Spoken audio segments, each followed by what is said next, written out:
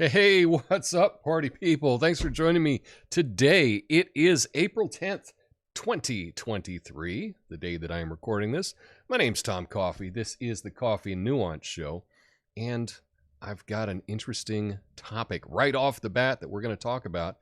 Story selection, or as the media calls it, how to get more clicks than a cat video. Seriously, have you seen those? I'm convinced cats are secretly ruling the internet. I mean, you turn on the news, and all you see is celebrity gossip and politicians making fools of themselves. It's like we're watching a really bad reality show. Back to the media. They're like a bunch of teenagers trying to impress their friends with the latest gossip. Did you hear about the latest on Trump? It's going to be huge. The walls are closing in on him, and this time it's really real. Meanwhile, the world's on fire, and they're too busy trying to outdo each other to notice. But here's the thing, folks. We can just blame the media for everything. We could do that. We'd be wrong. We have to take responsibility too. We have to be smarter viewers. We have to ask questions, fact check, and not just believe everything we're told. Because if we don't, we're going to end up with a bunch of fake news and a lot of angry cats. So let's start paying attention to what really matters, and let's just not rely on the news to tell us what's important. Let's do our own research, make informed decisions, because at the end of the day, we're the ones that have to live with the consequences. And if all else fails, just remember, they say laughter's the best medicine, so let's all have a good chuckle once in a while. Because as long as we can laugh, everything's going to be all right. Or at least, that's what I keep telling myself. My name's Tom Coffee. This is the Coffee Nuance Show, the best censored commentary and news show live right now. Flame on.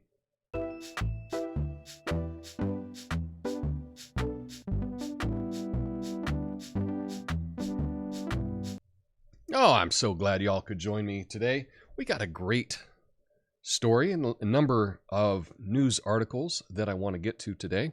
In fact, let's see what some of those are. I'm going to talk about Market Watch as it relates to story selection. Ooh, what's going on there? Joe Biden's got an army of influencers. Am I part of it? Perhaps. No cash withdrawals. I'll tell you where that is. There is a massive Sriracha shortage. I got a warning about passwords for you. And lastly, every day I try to end on some good news. Today, the good news concerns Narcan. So you're going to want to stick around for that. But first, let's talk about story selection. Okay? And I don't know about you, but I get my news from a number of different places. I might have something on TV. I might have a newspaper. I get news feeds. I have both an Android and an iPhone, so I can see the different news feeds. Lots of news aggregators as well. Maybe you got your favorite site. But one thing that I noticed, this was interesting, is this awful cartoon nerd here from Market Watch just keeps showing up in my feed. And no matter how many times on my Android phone I've clicked, not interested in this, please don't show me this anymore, not interested, it keeps coming up. Nearly every day, I am pushed a story from Market Watch on my Android news feed. It comes down to, that's what it is. Because the media decides what's important because they push it on you. But is this really important? I don't know. I've never clicked on it once. I don't care about it. It's, home finance stuff, I guess. And we've got a balding nerd with glasses here that's going to tell me how to up my credit score or something. I don't care.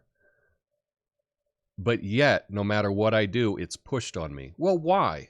Why is Market Watch pushed on yours truly? Well, this may be of interest to you. News Corp has announced a global news deal with Google. that will see the two companies collaborate on a subscription platform, revenue sharing through Google's ad technology services, audio journalism and video journalism by YouTube.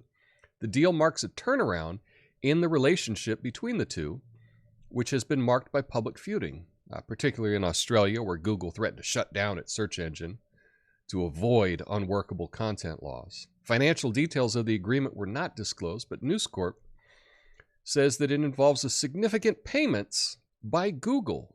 Well, that is interesting. Well, what does News Corp have to do with MarketWatch? Oh, News Corp owns Dow Jones, and Dow Jones is the owner of MarketWatch. To be clear, I'm not sure when I say owns, it could be a partnership, but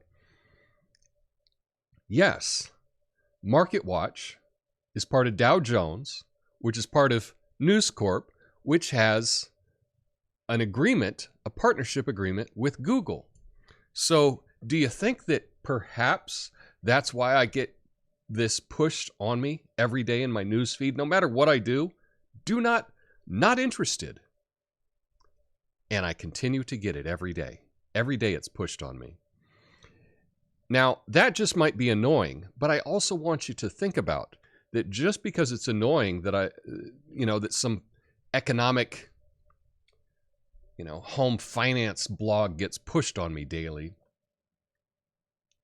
it really is the media that decides what a story is and what they share with you.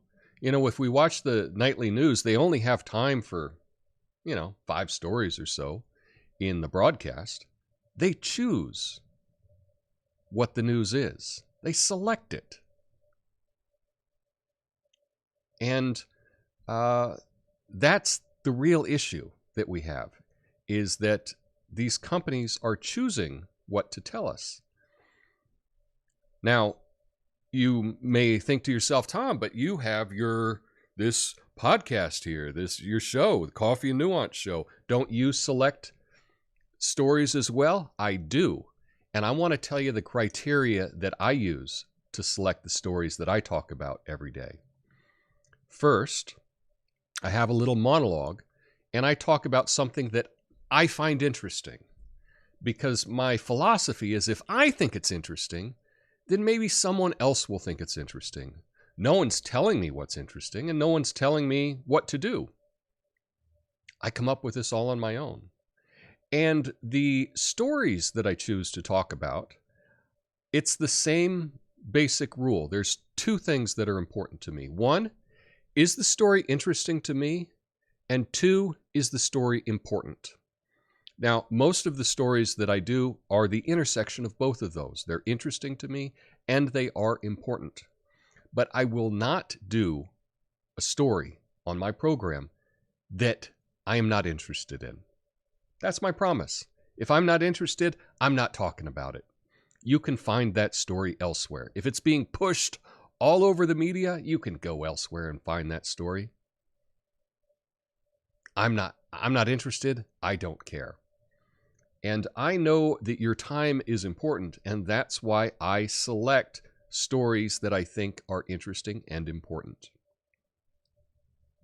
And if you do too, then this is the show for you. And at the end of every show, I like to have a positive story, some good news, because so much of the news is very pessimistic, okay? And I like to have a positive story every day. Now, this is the one exception that I will make. It's very hard to find a positive story. Try looking for positive stories out there. It's really tough.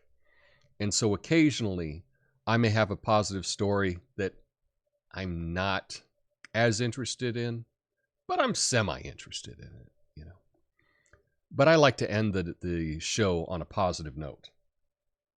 And so that's why I choose a good news for my last story of the day. So when we talk about story selection, I've told you how I choose stories. If it is interesting to me, and I think that it's important. Now here's the question. What do you think is the criteria that your news source uses to select the stories? And if you've never thought about that, maybe that's something to consider today. Because when you look at the stories that they put out, it's as if they're pushing them for a reason. And you may think about what that reason is. Let's get to the next story.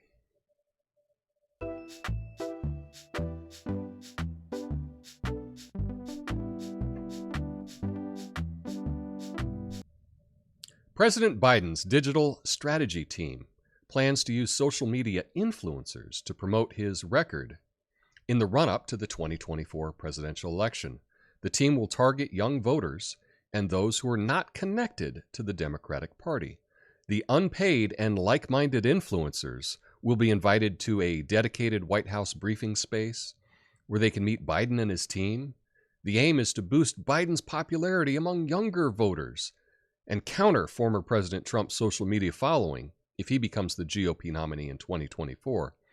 Biden's strategy focuses on platforms such as Instagram and TikTok, which are popular with younger voters.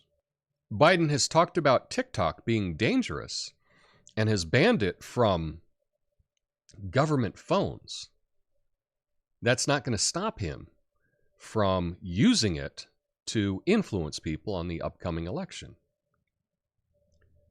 I would say that's ironic, but it's just politics, as usual, as you know. Now, what would it take for me to be an influencer? Well, I guess I'd probably need more people to watch my show. That's one for sure.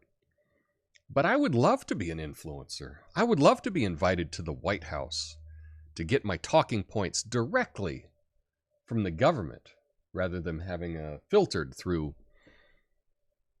some State Department or something. But yeah, this is the strategy that they have said that Biden is going to use for this upcoming election. How can we influence young, naive people? And they're going with paying off these influencers.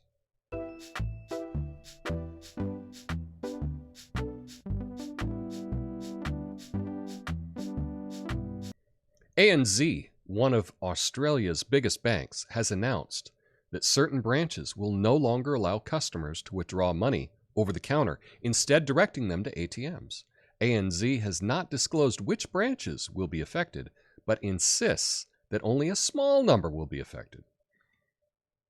The move comes as cash transactions continue to decline in Australia, with just 13% of purchases now using banknotes or coins. Cybersecurity experts have warned that a cyber attack could potentially stop major banks from conducting electronic transactions. Critics have raised concerns that the move could harm older people and those with disabilities who still rely on physical cash. So this is an interesting development, but we have been seeing test balloons of this a lot recently. Now, this is one thing that they do, and by they I mean the people in charge. They will try out things. They'll have a trial balloon, a little test somewhere, and they vary where they have the tests. So they're trying this out with this bank in Australia. Hey, let's not have cash over the counter. Let's just send them to the ATM. And the ATM, well, if there's a limit, $300 or whatever, well, that's just tough. That's the way things are. Those are the rules. Get used to it. If I have money in a bank, I want to be able to go to the teller, say, I want my money. If you need $5,000 for whatever reason, you should be able to get $5,000. Not be sent to the ATM where there's a limit. Now, they're doing this all under the guise of telling you that we're trying to make things safer and we're trying to crack down on crime and all this kind of stuff. Well, I don't really believe it. I think this is about control. This is really about control. Because if they do away with cash, right? Think about your garage sale, for example. You have a garage sale, but you can't take cash. So now people are going to have to use their phone and use a wallet, maybe a central bank digital currency, which could be coming later this year. Now, the government's going to know every single thing you purchase. Every single thing you purchase. And they're probably going to want their cut, too. You had a garage sale. Oh, you made $200? Well, did you declare that? You better declare that. And if we don't like what you're saying online, if we don't like your YouTube video, we could just put a pause on your digital currency account. That's coming. And I think that we really have to fight against the push toward a cashless society. Because being financially independent, if you're not financially independent, you're not independent. Okay? And part of being financially independent is having access to your finances. And if you don't have access, you don't even have it.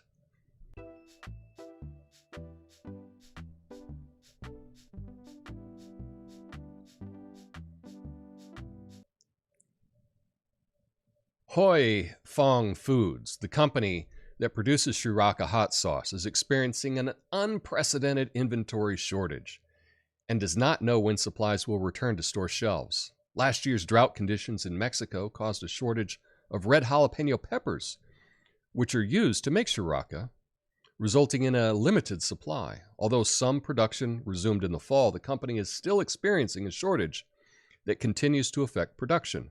Retailers are rationing how many bottles shoppers can buy, and restaurants are struggling to find wholesalers to replenish their low reserves. Huy Fong Foods says it is working to avoid future shortages. Now, I don't know if you're like me, but I love Sriracha, and I had to make a substitute this weekend. That's why I even looked this story up.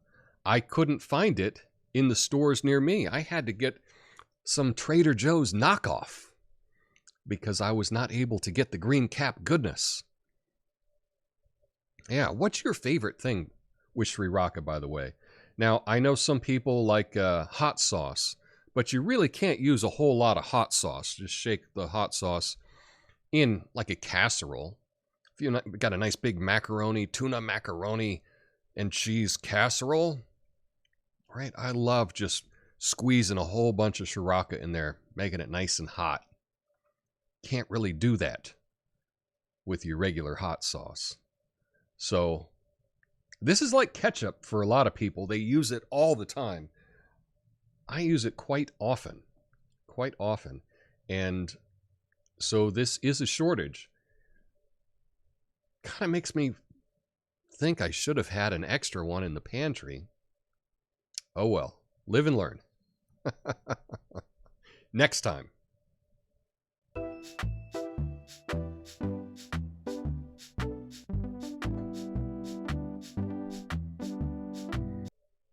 A new study by cybersecurity firm Home Security Heroes shows that artificial intelligence can easily crack over half of common passwords in under a minute using PassGAN, a password generator based on generative adversarial network, GAN. PassGAN uses real password leaks to generate realistic passwords that you may use, making it different from other password generators that depend on manual password analysis. The study reveals that a password with at least 15 characters and a strong pattern combining upper and lowercase with numbers and symbols is needed to protect your password's integrity.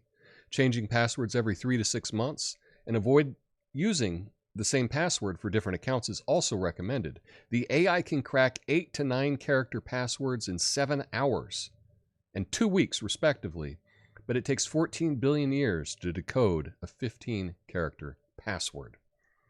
So when I saw this, this was scary. when you think about it. And we've been hearing so much about what AI can do, and now AI can do some bad stuff like cracking passwords. So I was looking at this chart about the number of characters needed and how quickly it can be solved. So for example, just 8 characters, the AI can solve it in 7 hours. That's all it takes.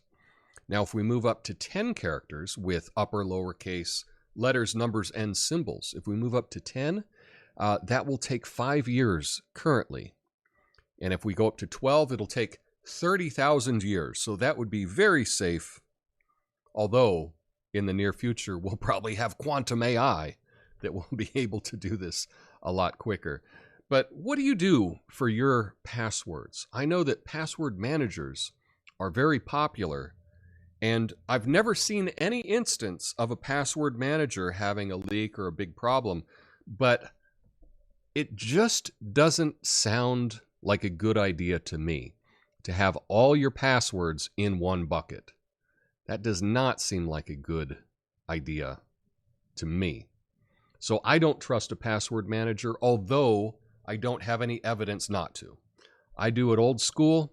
I have a little spiral notebook where I keep every single password and also the date that I signed up for it so that I can update the password every now and again when I'm using that account. But what do you do for your passwords? And if you're still using weak passwords without upper, lowercase, and numbers and symbols and all that good stuff of at least 10 or 12 characters, now is the time to do it. And the reason to do it now is not just that you'll be more secure.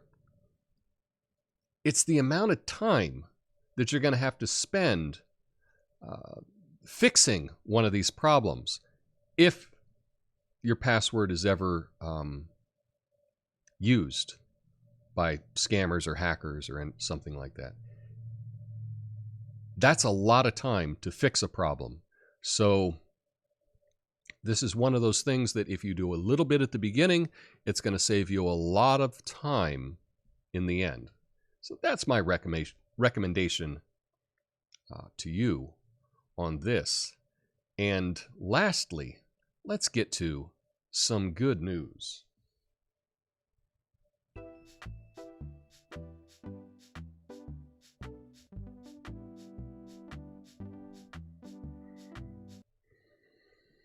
The U.S. Food and Drug Administration, the FDA, has approved Narcan, a drug that can rapidly reverse the effects of opioid overdose, for over-the-counter use without prescription. The approval will allow the sale of the nasal spray containing 4 milligrams of naloxone hydrochloride directly to consumers in places like drugstores, convenience stores, grocery stores, and gas stations. Drug overdoses remain a major public health issue in the U.S., with over 100,000 reported fatal overdoses last year. This was driven primarily by synthetic opioids like illicit fentanyl. And so other formulations of this will remain prescription only. But it is exciting that this 4 milligram dose will be available over the counter.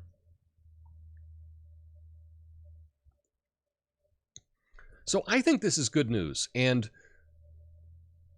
it's great not just if you are a drug user, because if you were a drug user, I would definitely have some Narcan in case you get something laced. But if you are in an area where there are lots of people, or if you can take this with you, keep it in your glove box, you can be a hero. You can be a lifesaver. If someone is having an overdose, you can run up to them and spray this in their nose and maybe save their life if there's an ambulance that is not available immediately. And with so many of these things, timing is everything. And so having this would be, you'd be doing the world, you'd be doing the country a service if you could save people that are having an overdose, and not just, drug addicts living on the street, because perhaps you're not hanging out with them. But there are a lot of people that might use a party drug or something like that is laced. They don't realize that so many of the party drugs now are laced with fentanyl, and it's very dangerous. And so, you could save, your next door teenager's life, perhaps, if you had this. I've seen that over the counter, the generic version will be about $40 for two packages. So that's not much at all. Keep one in your car, keep one at your home, and you could be a hero. You could save a life. I think that's good news. What do you think? Is that good news? Lastly, today, this was the first edition of what I'm calling the podcast, the show. I did run into some technical issues when I tried to record it live, but I record this show live every day at noon on the West Coast, on YouTube, and on Rumble. So you can join me live, noon on the West Coast, on both of those channels. And then afterwards, I will be posting the entire podcast on the podcast tab on YouTube. So be sure to check that out. I appreciate you all for making it all the way to the end. If you've made it all the way to the end, and if you haven't subscribed already, hit the subscribe button. Hit that like button. It does make a difference. I appreciate you all very much, and I will be back tomorrow. Until then, peace.